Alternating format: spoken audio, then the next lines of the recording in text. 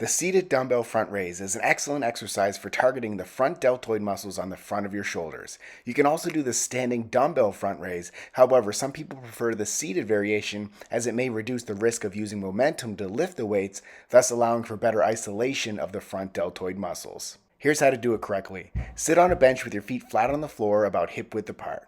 Hold a dumbbell in each hand with your arms hanging down by your sides with the palms facing your thighs neutral grip. Tighten your core muscles to maintain good posture while keeping your back straight and chest lifted, with a slight bend in your elbows. Exhale as you raise both dumbbells straight in front of you while rotating your grip with your palms facing the floor. Focus on using the deltoid muscles to lift the weights, not momentum. Continue to raise the dumbbells until your arms are close to parallel to the floor and in line with your shoulders. Hold this position for a second or two to maximize muscle engagement.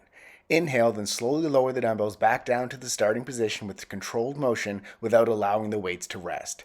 Keep your movements slow and controlled to ensure proper muscle engagement and to prevent injury. Repeat for reps. Subscribe to get a new exercise video demo every day.